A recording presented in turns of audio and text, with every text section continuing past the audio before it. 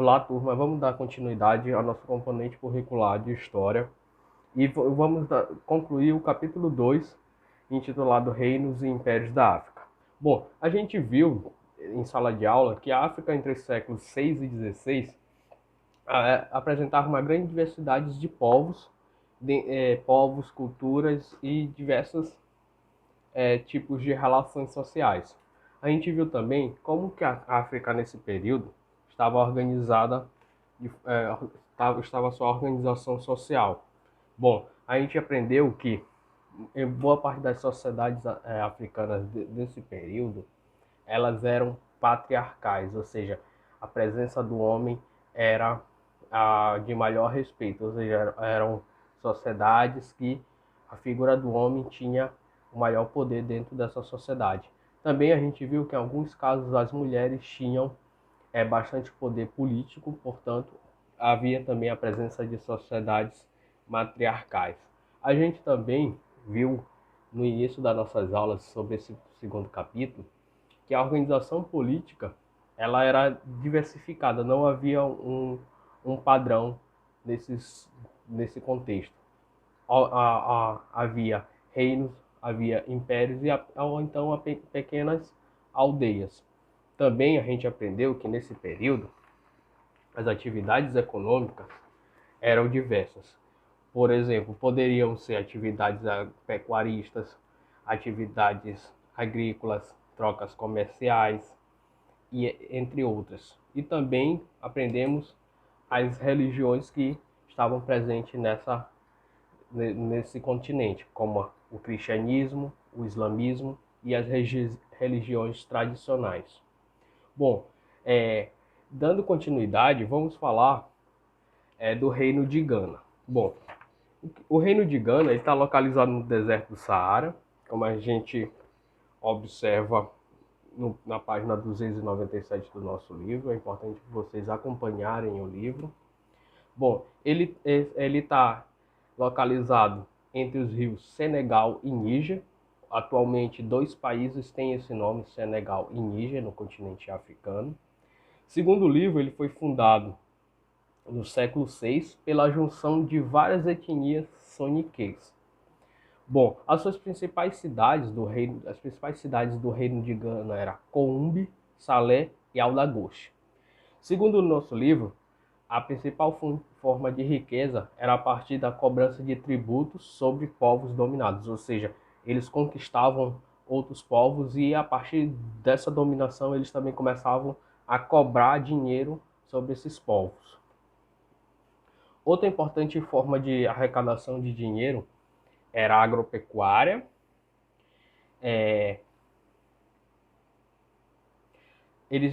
agropecuária, o comércio e a extração de ouro das minas da região. Essa região havia uma grande quantidade de minas de ouro e era uma forma de acumulação de riqueza do reino de Gana. Havia também os servidores do reino.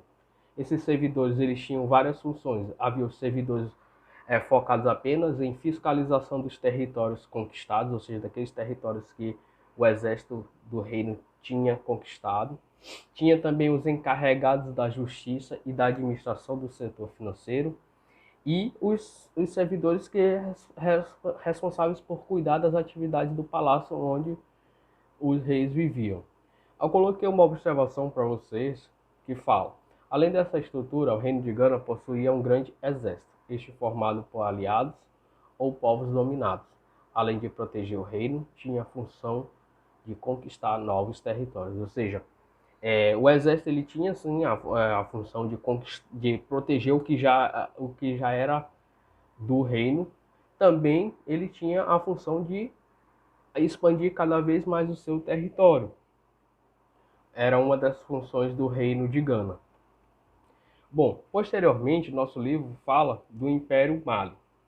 Segundo o livro, o Império Mali foi formado no século XIII, após a conquista de grande parte do reino de Gana, ou seja, esse império ele conquistou boa parte do reino de Gana. O soberano do império era chamado de Mansa, que comandava as campanhas militares, os rituais religiosos e as operações econômicas, como a cobrança de impostos e as trocas comerciais. Na questão do Império Mali, a gente observa essa figura do líder, né, o Mansa, como ele era denominado, que ele apresenta três funções. Ele tem o poder militar, ou seja, ele é líder do exército. Ele tem um, uma autoridade religiosa, que ele comandava os rituais religiosos, ou seja, ele é um líder religioso. E ele também é responsável pela economia e pela cobrança dos impostos, ou seja, ele tinha bastante poder, né, dentro desse império, no caso, o líder chamado Mansa. Bom, ele também é um império diversificado, possuindo várias etnias pertencentes ao império. No século XIV, os povos que habitavam Mali eram bem diversificados.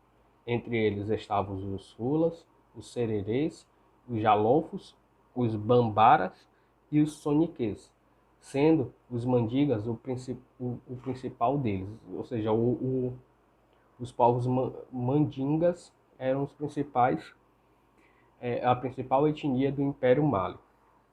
Também é importante falarmos da importância do comércio. A atividade comercial era a mais importante no Império Mali. Bom, o Império Mali ele era extremamente bem localizado. E várias das suas cidades que compunham esse império, elas eram localizadas em rotas de caravanas, ou seja, grandes quantidades de comerciantes viajavam de cidade em cidade negociando seus produtos. Aí colocou uma observação: essas rotas são denominadas por rotas transsaarianas devido percorrerem o deserto do Saara. Então, eram grandes quantidades de comerciantes que viajavam de cidade em cidade vendendo seus produtos. E a localização geográfica do império proporcionava essas trocas comerciais, porque eram cidades que serviam de passagem dessas rotas. Entre os produtos negociados estavam o ouro, marfim, o sal, tecidos e nós de cola. Uma observação: além da atividade econômica, essas atividades proporcionavam a trocas de culturas entre os diversos povos que entravam em constante contato.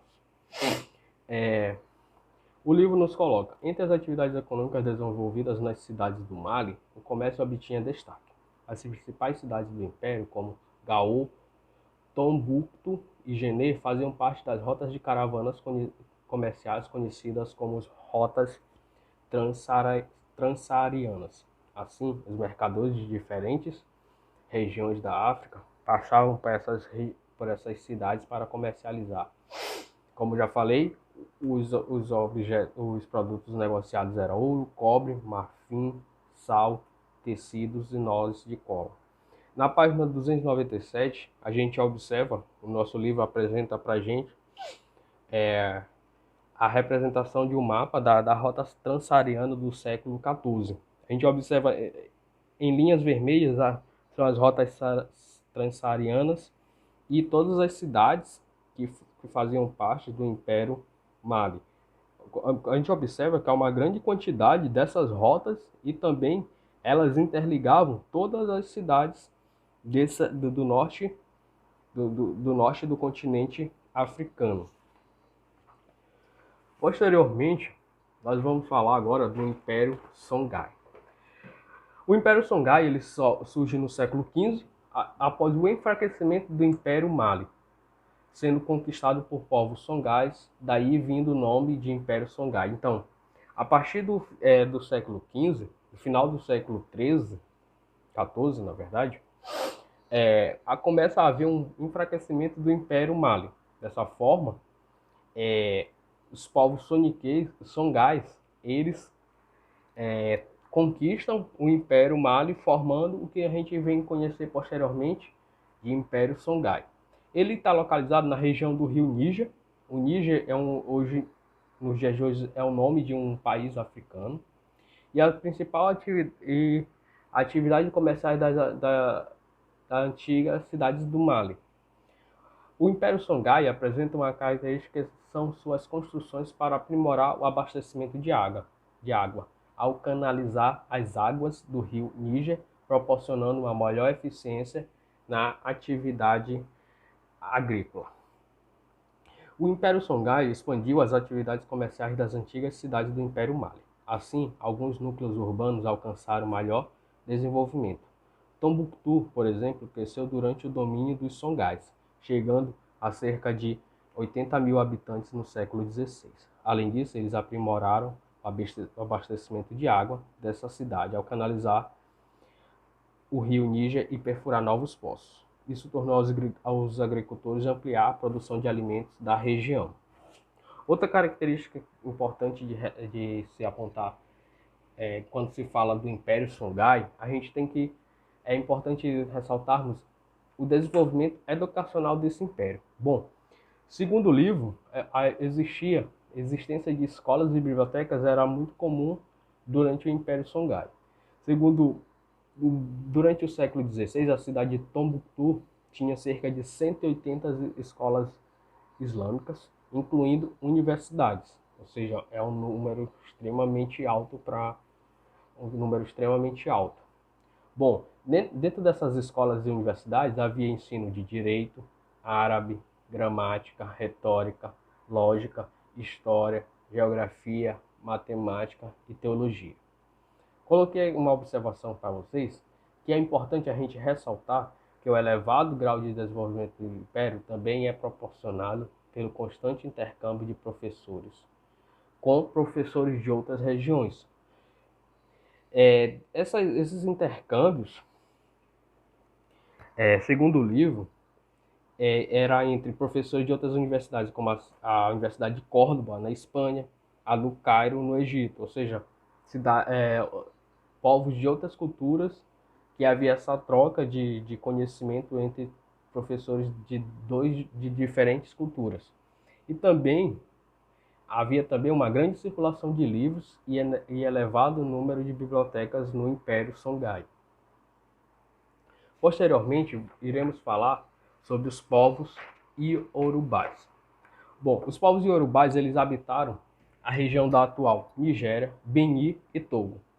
Século X, ele desenvolve-se reinos da etnia iorubá, como os Ifé, Ou e Beni. Povos com grande tradição agrícola e comercial. Os povos iorubás tinham grande tradição agrícola e comercial, além de desenvolverem técnicas de manipulação de metais e produziram diversos artefatos artísticos elaborados. Eles tinham esse conhecimento, né, de manipulação de metais, eles eram, que a gente pode chamar nos dias de hoje de metalúrgicos, profissional que trabalha com ferro. E também, uma característica desses povos é que a sua religiosidade tinha grande importância nos relatos orais. A religiosidade desses povos atribuía grande importância aos relatos orais e influenciou a criação de várias religiões em outros lugares do mundo. Bom, o reino de Beni, ele estava localizado no litoral noroeste da África, atual Nigéria. Segundo o livro, ele remete à origem, né, do reino ao século XIII. Ele tem uma atividade mercantil, comércio de diversos produtos como sal, dendê, peixe, tecidos e cobres. E o poder político estava centralizado na figura do Obá. O Obá governava a partir de uma aliança com nobres do reino, além de possuir controle das aldeias que faziam parte do reino. O poder político do reino era centralizado na figura do Obá, que governava com auxílio de nobres. Além disso, era responsável pelo controle dos chefes das aldeias que faziam parte do reino. Importante, a arte e religião em Benin. Bom, como já falamos, eles tinham grande habilidade em manipular metais, produzindo diversas esculturas em metais. A religião Obá e Urubá, principal divindade para esses povos eram Oludumaré e Olorum. E segundo a religião, os orixás eram responsáveis por fazer a intermediação entre Oludumaré e os humanos. Aqui a gente vê uma imagem de uma escultura de bronze produzida em Ifé, no século X. E embaixo a gente também vê a imagem de uma escultura de bronze representando um obá produzida no século XVI. Como já falamos, a arte em Beni, ela é caracterizada pela manipulação dos metais. Artesãos do Reino do Beni produziram diversas esculturas, assim como relevos em placas de metal, e esse tipo de arte revela diferentes aspectos da sua cultura. Observamos uma placa de bronze feita no Reino do Beni no século XVI. Essa representa o Obá com chefes guerreiros e servos. Bom, posteriormente, vamos falar sobre o Reino do Congo.